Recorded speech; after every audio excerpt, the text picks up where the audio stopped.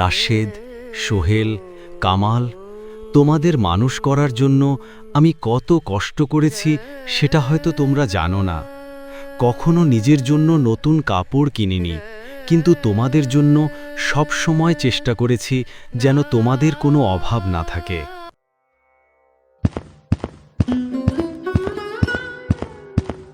বাবা আবার সেই পুরনো গল্প শুরু করেছে। প্রতিদিন একই কথা শুনতে শুনতে এখন আমার খুব বিরক্ত লাগে। এখন তো সময় বদলে গেছে, এসব কথা শুনে আর কি লাভ? হ্যাঁ, ঠিক বলেছ। সারা দিন ঘরে বসে থাকে আর শুধু পুরনো দিনের গল্প করে। সংসারের কত কাজ, কত চিন্তা, কিন্তু উনি যেন এসব কিছুই বুঝতে চান না।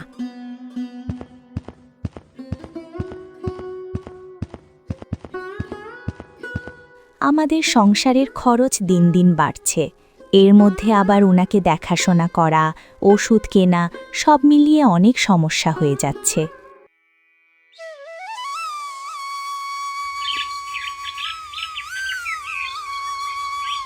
আজকাল দেখি আমার সঙ্গে কেউ ঠিকমতো কথা বলে না। আগে তোমরা সবাই আমার পাশে বসে গল্প করতে, হাসতে। এখন মনে হয় যেন আমি এই বাড়ির কেউই না।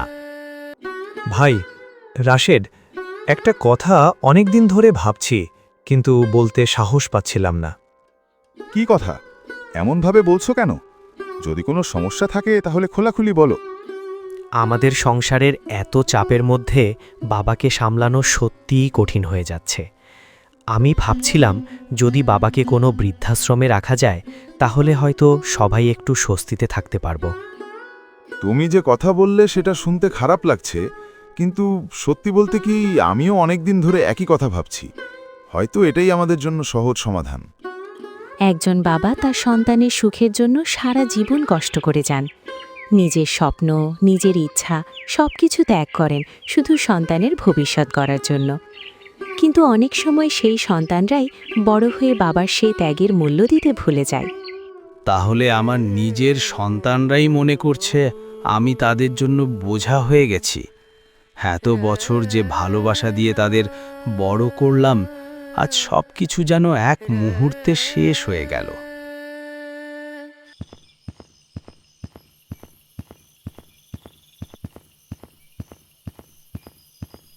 হে আল্লাহ, আমি কি সত্যিই এতটাই অপ্রয়োজনীয় হয়ে গেছি?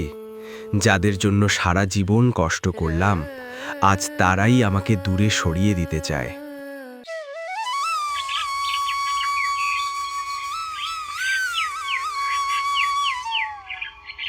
বাবা, আপনার সঙ্গে একটা গুরুত্বপূর্ণ কথা ছিল। আমরা অনেক ভেবেচিন্তে একটা সিদ্ধান্ত নিয়েছি। কি সিদ্ধান্ত বাবা? তোমাদের মুখের দিকে তাকিয়ে বুঝতে পারছি কিছু একটা হয়েছে। বাবা, আমরা চাই আপনি এমন একটা জায়গায় থাকুন যেখানে আপনার ভালোভাবে যত্ন নেওয়া হবে, নিয়মিত চিকিৎসা হবে। তোমাদের কথার মানে কি? আমি কি এই বাড়িতে থাকতে পারবো না? বাবা, আমরা ভাবছি আপনাকে একটা বৃদ্ধাশ্রমে রেখে আসব। সেখানে আপনার বয়সী অনেক মানুষ আছে, আপনার সময় ভালো কাটবে। তোমরা কি সত্যি আমাকে এই বাড়ি থেকে দূরে পাঠাতে চাও? এই বাড়িটা তো আমি নিজের হাতে বানিয়েছিলাম, শুধু তোমাদের জন্য। বাবা, আমাদেরও তো সংসারের অনেক সমস্যা। আমরা খারাপ চাচ্ছি না, কিন্তু এই সিদ্ধান্তটাই আমাদের জন্য সহজ মনে হচ্ছে। ঠিক আছে বাবা, যদি এতে তোমাদের সুখ হয় তাহলে আমি কোনো বাধা দেব না। একজন বাবার কাছে সন্তানের সুখই তো সবচেয়ে বড়। সময় বদলে গেছে, সংসার বড় হয়েছে, মানুষ বেড়েছে, কিন্তু সেই বাবার জন্য জায়গা যেন ধীরে ধীরে ছোট হয়ে গেছে। একসময় যে মানুষটি এই পরিবারের শক্তি ছিল, আজ তাকেই মনে করা হচ্ছে বোঝা। এই উঠানটা দেখলে মনে পড়ে তোমরা ছোটবেলায় এখানে দৌড়াদৌড়ি করতে। আমি কাজ থেকে ফিরে এসে তোমাদের খেলতে দেখতাম, আর মনে মনে ভাবতাম একদিন তোমরা বড় হবে, আমার পাশে দাঁড়াবে।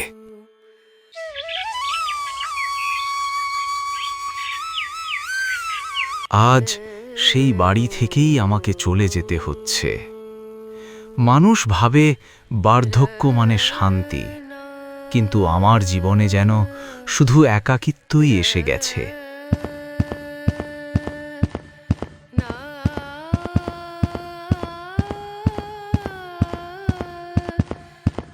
হে আল্লাহ, আমার সন্তানদের আমি কখনো কষ্ট দিতে চাইনি।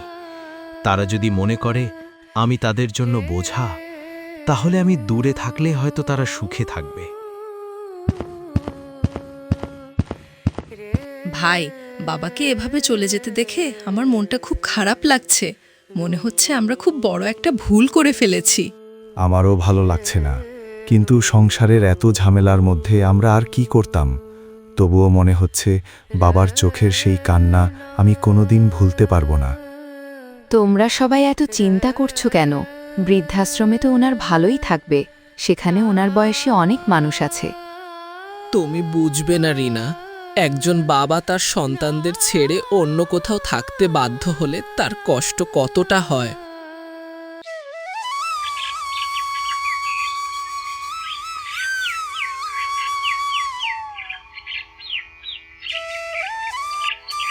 পা দুটো আর ঠিকমতো চলতে চায় না।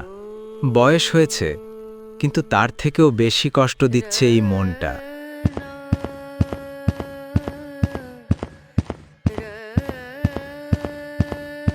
করিম ভাই, আপনি এখানে একা বসে আছেন কেন? আপনার মুখটা এত দুঃখী দেখাচ্ছে কেন? রহিম, আজ আমার নিজের বাড়িতে আমার আর জায়গা নেই। আমার সন্তানরাই মনে করেছে আমি তাদের জন্য বোঝা হয়ে গেছি। কি বলছেন? আপনি তো সারা জীবন তাদের জন্য সবকিছু করেছেন। মানুষ এত সহজে কি করে বাবা মাকে ভুলে যায়? জানি না রহিম, হয়তো সময় বদলে গেছে। এখন বাবা মায়ের ভালোবাসার মূল্য কেউ আর বোঝে না। ভাই রাশেদ, ছোটবেলায় যখন আমি অসুস্থ হয়েছিলাম, তখন বাবা 3 রাত না ঘুমিয়ে আমার পাশে বসেছিল। আজ সেই মানুষটাকেই আমরা দূরে পাঠিয়ে দিলাম। তুমি ঠিক বলেছ কামাল, বাবা আমাদের জন্য কত কিছু করেছে, আর আমরা কি করলাম? মনে হচ্ছে আমরা খুব বড় অন্যায় করে ফেলেছি। আমরা যদি এখনই বাবাকে খুঁজতে না যাই, তাহলে হয়তো সারা জীবন এই অপরাধবোধ নিয়ে বাঁচতে হবে।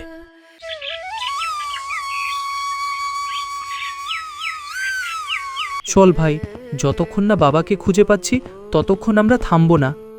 বাবা চলে যাওয়ার পরেই সন্তানরা বুঝতে পারল তারা কত বড় ভুল করেছে। একজন বাবা তার সন্তানদের জন্য কত ত্যাগ করেন তা অনেক সময় সন্তানরা বুঝতে পারে তখনই, যখন বাবা তাদের পাশে আর থাকেন না। বাবা, আপনি এখানে বসে আছেন? আমরা আপনাকে সব জায়গায় খুঁজছিলাম। তোমরা এখানে কেন এসেছো বাবা? আমি তো ভেবেছিলাম তোমরা আমাকে আর দেখতেই চাও না। আমি তোমাদের উপর কখনো রাগ করিনি বাবা। একজন বাবার হৃদয়ে শুধু সন্তানের জন্য ভালোবাসাই থাকে। যদি সত্যিই আমাকে চাই, তাহলে চলো আমরা সবাই আবার একসাথে থাকি। পৃথিবীতে বাবা মায়ের ভালোবাসার মতো নিঃস্বার্থ ভালোবাসা আর কিছু নেই।